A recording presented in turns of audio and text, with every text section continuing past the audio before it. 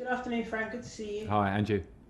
Hi. First of all, any injuries or illnesses ahead of the game against Fulham? No, we're all good. Kante suspended, but he's back in training with us from tomorrow, so we're all good. Good to hear. Interested to hear about your memories of this Fulham-Chelsea victory, because as derbies go, it's not the most ferocious in the Premier League, but still an exciting fixture, isn't it? Yeah, it is an exciting fixture, and I always felt it had an extra edge to it, as I think the squad that I played in did. A different relationship to some derbies. Fulham at that time was sometimes in the Premier League, sometimes not, but whenever they came, they really had a feeling of wanting to beat us and get one up on us. So yeah, without fans, obviously takes a slight edge off these things, but mentally, I think as players and as a club, we should certainly retain that passion of what this game means. Yeah, I'm looking forward to watching. How have the players been? Have you noticed a change in them after that win against Morecambe? Because of course you hadn't won a match for 3 games before that. Yeah, I think they've been focused since Manchester City. I think Morecambe came in the middle of that. It was a game that we were expected to win and had to win on paper, and we did it comfortably. But more my concern has been training and an atmosphere around that, because when you've had a few games where you don't win, it's clear that the players need to stay positive, and that starts from the staff. So I've seen good reactions in those terms. The players have worked hard. We've had 2 pretty long weeks, which is the first time this season we've had chance to work in training on bigger elements of our game. So that's been one positive out of the last 2 weeks, and now the players need to show that.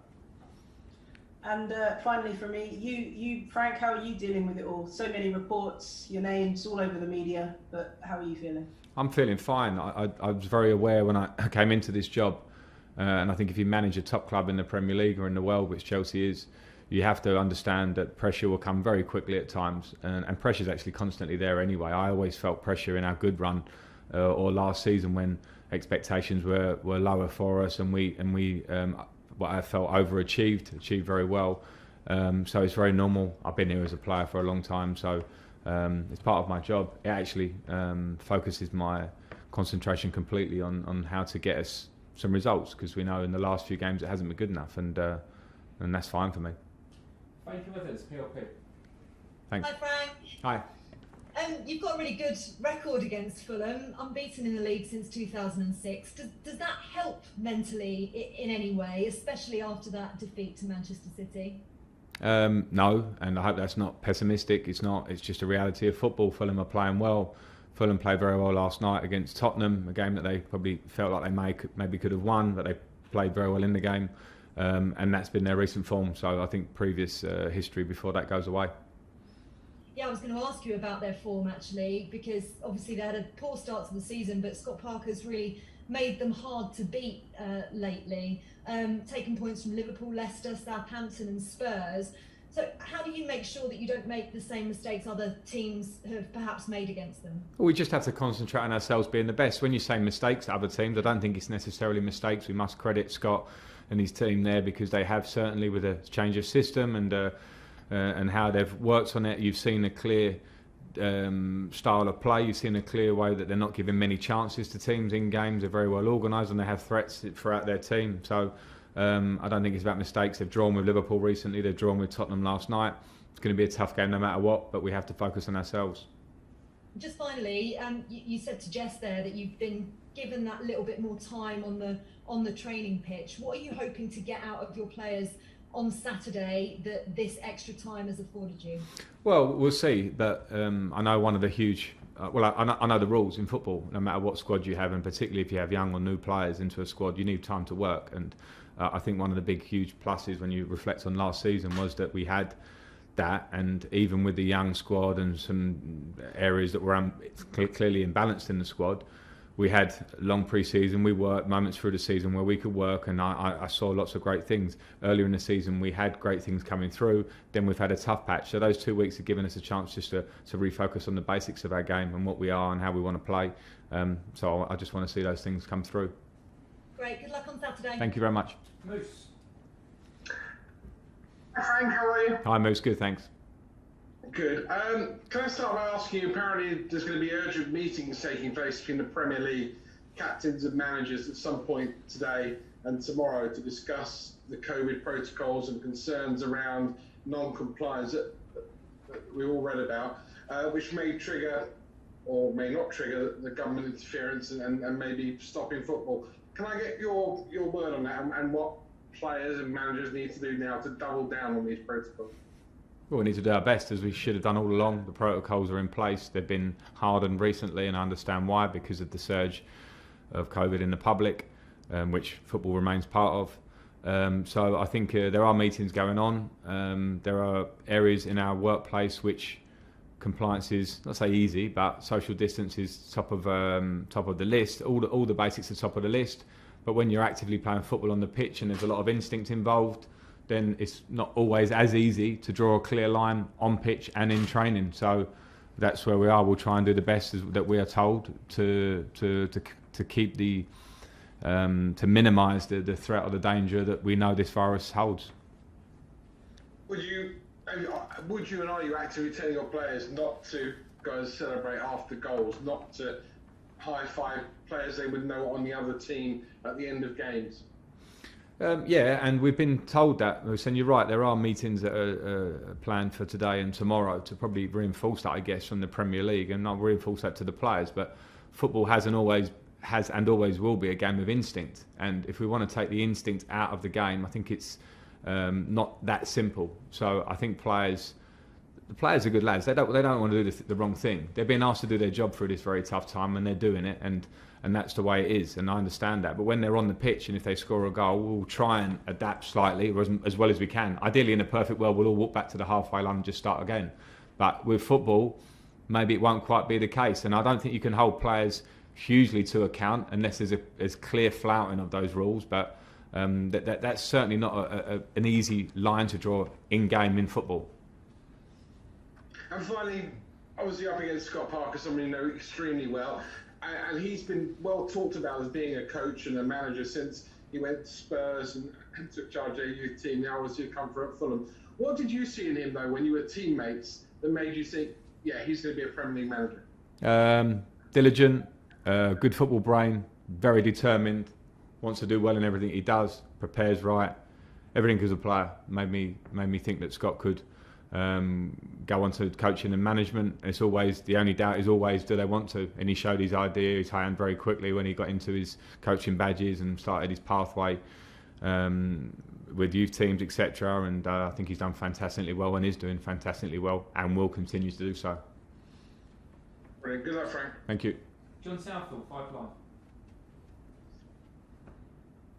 Hi, Frank. Hi, John. Just on Scott Parker, can you understand his complaints from midweek, Scott Parker, that the game was, rearranged at such short notice? Or in the current climate, is that something that could happen to any club and you just got to take it on the chin and get on with it? Well, yeah, I don't think Scott was saying that in the current climate it can't happen. I just think he was talking about how he was, how they were notified and when they were notified that the game was going ahead. Because we do, as managers, plan, every manager in this league plan for games, squad, games ahead. Because when you play every 2 or 3 or 4 days, you have to think about legs, and particularly, I guess, for Scott, if they've come through a time of isolations and positive tests through their squad, I'm sure it's been a tough time for him, so I would understand his frustrations. Do you think as a squad you're in a better place than you were, say, 2 weeks ago? You've had 2 weeks without a midweek game, so you've had a couple of weeks of full-on training, I'd have thought, haven't you? Yeah, we've had good work. We've had good work on the training pitch, so I've just been saying that. So that's been a positive of the 2 weeks. It's our first 2 weeks that we've been able to work through the week at a really physical level, which is important if you want to improve as a team. Just on, I know you've spoken about the new protocols, but I mean, if we're being realistic, how difficult is it to say to a player, if you score a goal, say in the 90th minute, you win a game, you can't celebrate? I mean, it's instinct, it's natural instinct, isn't it? And I suppose you've got to be careful that people aren't going to get booked for celebrating if that happens. Yeah, I mean, I think if people can get booked, which means they could probably get sent off if it was a second yellow card, I think it's going to be very difficult to police with keeping the energy and the excitement that football brings. I think that's pretty clear. The players will try and they'll see how it works. The players have been asked now to maybe not show natural instinct in a game. Let's see how it works. ITV News. Yes, hello, it's Juliet Bremner here from ITV News. Can I just ask you, Frank, you said that it's instinct to celebrate after you've scored a goal, but many people might think this is arrogant because so many of us are having to do things that we wouldn't normally do. What do you feel about the fact that others feel that football players really should lead the way and show an example? Yeah, I think, just to be clear on that, footballers are doing everything that everyone else is being asked to do as well. Some people are being asked to work from home, footballers aren't. So they're being taken themselves into an environment where they're potentially maybe putting themselves in danger, but maybe the family they go home to, a pregnant wife, a grandparent, a parent, a brother, a sister as well. So I think we have to understand that footballers are human as well, and they're being asked to go and do their job in this moment. So I think that's one thing. And I think if you understand football and understand the passion and the instinct which every fan has, every person in the street has for football, if they love football, they understand that it can bring out emotions in you. So to control the emotions, I think, is a fair ask, but to dictate emotions, I think, will probably be very difficult on pitch. I just said before, I think we should see how this goes, because I think as it goes along, we'll see if players can control it. I hope they can, but this game, this beautiful game that we all love, does bring emotions out on the pitch. But what I want to be really clear about is that players are being asked to come to work and are doing everything they can to toe the line, as is every, hopefully, person in the public to toe the line to get us through this. Last two, Liam and then Nick Pure. Hi, Frank. Hi, Liam. I wanted to ask you about Timo Werner. What have you made of his performances through the middle versus when he's maybe starting from a wider position, and how does that change the way that your team's attack kind of operates? Well, I think with Timo through the middle, it's clearly an area of the pitch that he likes to start from. I think in Leipzig and for Germany, he's played centrally. He's played on the left. He's played as a lone striker. He's played one of two strikers. So I see that there's definitely room for his manoeuvre in terms of how you can use Timo. I think when he plays centrally, we are, and I think do, and I certainly do as a manager, pride ourselves on being a good, hard-working team off the ball, which means sometimes a lot of high pressure. And I think it's very normal that for Timo and others that have come into this team in forward areas for us, will take some time to get used to what my idea is, what their teammates' idea is, because we haven't had working time on the pitch. There's no doubt about that. We've missed. That can only be done at full pace in training to really work on a high press. And that's why these 2 weeks have been useful. So I think his performances have been pretty good. I think they're going to get better. And I think as the more he works with his teammates, gets used to this Premier League, because I think it's going slightly unspoken about the fact that a lot of players that come into this league, at a club like Chelsea where there's a lot of competition for places, other players are given time to come in the team, come out of the team, feel the way. Players that have come into the Liverpool team over recent years been given time in those early stages to feel how the team plays. Clearly with Timo, we didn't have that opportunity because of some injuries in certain positions in our team, because we brought Timo and others to make an impact in our first team straight away. So everybody has to be patient with the idea that we will get the maximum, we will maximise Timo's talents in this team. And that's a two-way street of his work and our work as a group. And it will happen, but of course it can take time. Last question in this section, Nick Pure. Hi Frank. I know you said obviously Fekir could potentially go out on loan.